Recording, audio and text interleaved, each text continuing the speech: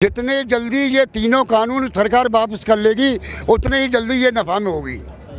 बाकी जितना टाइम सरकार घुमाएगी उतना ही नुकसान सरकार का है। ये जनता को गुमराह कर रही है, लेकिन किसान गुमराह होने वाला नहीं है। पूरे देश का किसान समझ चुका है कि अभी जुमलेबाजी नहीं चलेगी। अच्छे दिन की बजाय बुरे दिन है। अच्छे दिन है तो सही, आसमान में उसमें सो रहे हैं। अच्छे दिन इससे और ज़्यादा क्या लाएंगे। आज़ाद तो अब करें, आज़ाद तो अब करें कि रोटी खाओ, काम करो और चूतरने पे लात खाओ और नहीं पे घर को जाओ।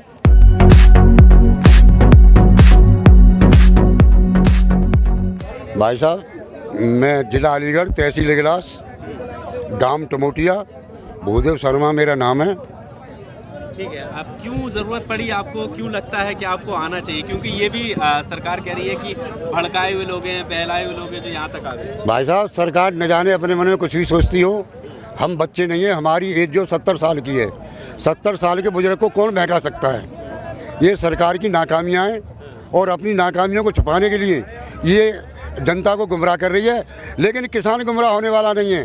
पूरे देश का किसान समझ चुका है कि अभी जुमलेबाजी नहीं चलेगी। अब तक जो मुलाकातें हुई हैं, मीटिंग हुई हैं सरकार के और किसानों के बीच, उससे क्या लगता है सरकार बैकफुट पर जाएगी या वापस करेगी इन कानूनों को? देखो, हम हर रोज़ यही बोल रहे हैं, जितने जल्दी ये तीनों कानून सरकार वापस कर लेगी उतने ही जल्दी ये नफ़ा में होगी। बाकी जितना टाइम सरकार घुमाएगी उतना ही नुकसान सरकार का है।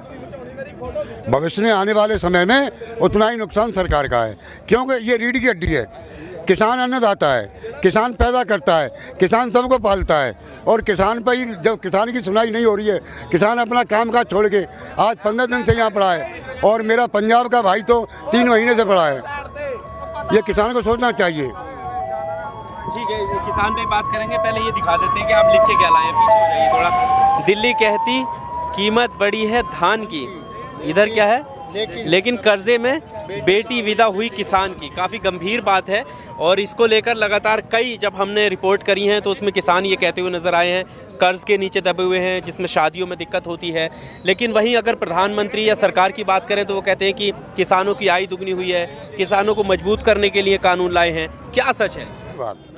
मोदी जी ने ये सपने दिखाए थे किसान को कि हम किसान की आमदनी दूनी करेंगे आए, लेकिन हकीकत ज़मीनी देखी जाए तो किसान का खर्चा बढ़ा, बिजली का बढ़ा, डीजल का बढ़ा, ट्रैक्टर का बढ़ा, यानी हर तरह से किसान का जीएसटी से, उससे मजदूरी से, मनरेगा में किसान की जो मजदूर है उसकी मजदूरी बढ़ी। वही मजदूर किसान के यहाँ खेती में काम करने जाता है, उसकी मेहनत बढ़ी।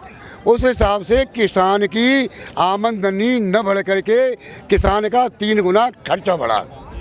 अच्छे दिन नहीं आए आपके? अच्छे दिन की बजाय बुरे दिन है। अच्छे दिन है तो सही, आसमान में उसमें सो रहे हैं। अच्छे दिन इससे और ज़्यादा क्या लाएंगे। तो कह रहे हैं कि इन्हें सरकार की बातें जो बदलाव करे हैं उन्हें मान लेना चाहिए। देखो, खेती बाड़ी सारी चीज़ छोड़ के यहाँ पड़े, बात मान लेंगे। तीनों कानून जो विधेयक जिन्होंने पास किए हैं उसे वापस ले लें।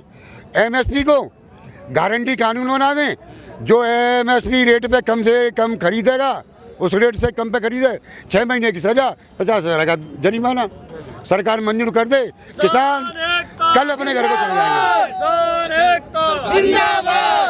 सरकार ये कहती है कि 70 सालों में किसान को आज़ाद किया है हमने। कितनी सच्चाई है? आज़ाद तो अब करें, आज़ाद तो अब करें कि रोटी खाओ, काम करो और चूतरने पे लात खाओ और नहीं पे घर को जाओ। आज़ाद तो आज करेंगी। कैसे आज़ाद? अरे साहब, जब हम पे कोई काम धंधा नहीं रहेगा, रोटी रोजी नहीं रहेगी, खाने के लिए मोहताज हो जाएंगे। और हमें ही नहीं, हो सकता है जो बिगड़ खेत वाले, बिगड़ ज़मीन वाले मेरे भाई हैं, जब बाज़ार में कोई स्टॉक होता है जिसे कहते हैं काला धंधा, ये सबसे पहला बाज़ार काले धंधे का होगा। एक ही पूंजीपति सारी संपत्ति को खरीद के अपने चूतोड़ों के नीचे रखेगा, जब मर्जी आएगी जब निकालेगा, और जो रेट मांगेगा वो रेट उसे देना पड़ेगा। भाई, माल मेरे पास है, मैं जो रेट मांगूंगा वो मुझे देना पड़ेगा। क्यों? किसान के तो सामने मजबूरी है, वो लागत लगाता है। वो तो कर्जे में दबा हुआ रहता है, इसलिए उसको बेचना पड़ता है। वो पूंजीपति आदमी है, बाकी तो मन में आवेगी जब बेचेगा, नहीं मन में आवेगी नहीं बेचेगा। बाबा जी बताइए, इस धरने में अडानी अंबानी का नाम बहुत लिया जा रहा है, क्यों लिया जा रहा है? अडानी अंबानी को नाम नहीं लिया जा रहा है। देखो रेल गुना पे, जहाज गुना पे, बिजली गुना पे, और जो मोबाइल गुना पे, गैस गुना पे, पेट्रोल गुना पे, रेखा को है तो वो सारी बिजनेस है ना, उनका विरोध करने की वजह क्या है? अब कोई ज़मीन बनेगा हमारी पे जो है विरोध, तमाम गोदाम बने गए, रेल की लेने बच गई, हम पैदा करेंगे फसल पे, हमारे माले उल्टो सीधो खरीदेंगे, अब गोदाम में भरेंगे, और जब हमें जरूरत पड़ेगी वही 10 रुपया खोलेंगे, हमें 20 रुपया हम देंगे। तो आप सरकार से ही बात करें ना, अडानी अंबानी का विरोध करनी है। नहीं, सरकारें तो हम ढूंढ रहे हैं, सरकार पाई नहीं रही। हमारो कम से कम 20 लाख किसान पर है दिल्ली के आसपास। एक जगह संग्रह करके सरकार, जैसे वोट लोग जहाँ तक आए, बीच में मंच डाल के और माइक लगाए के किसान के मन की बात सुने। मोदी जी किसान के मन की बात सुने, क्या हकीकती जमीनी हकीकत क्या है, और हमारे दुख सहन करते भाई, और जब वो निर्णय लें हमें भारी अपार खुशी होगी।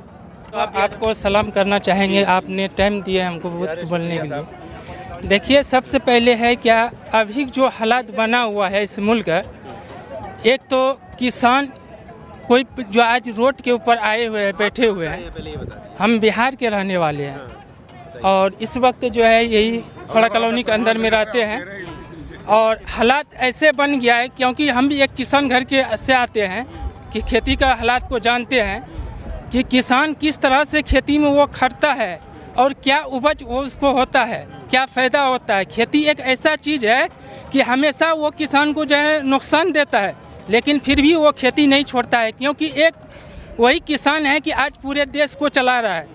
सबसे पहला जो है किसान का हक है, और वही किसान देश बनाया, बसाया और चला रहा है।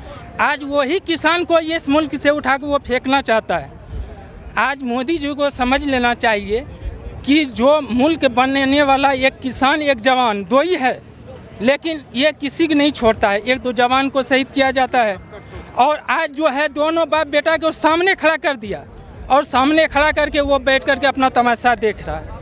ये तमाशा ज़्यादा दिन नहीं चलने वाला है उसका, ये तमाशा बहुत जल्दी ख़त्म होगा, क्योंकि एक चीज़ तो साफ कर दिया है कि जिस तरह से वो ये देश के अंदर में नफ़रत फैलाना चाहा, लेकिन वो नफ़रत जो एक मोहब्बत में बदल गया। जो फ़िरके में बटा हुआ था हिंदू मुस्लिम का, वो फ़िरका ख़त्म हो गया। आज सब एक भाई भाई है, और एक मंच पे सब भाई मिल करके ये आज़ादी के लिए जो इस तरह से आज़ाद किया था देश के, उसी तरह फिर ये देश को आज़ाद करना होगा, तभी इस मुल्क के अंदर में एक अमन अमान आएगा।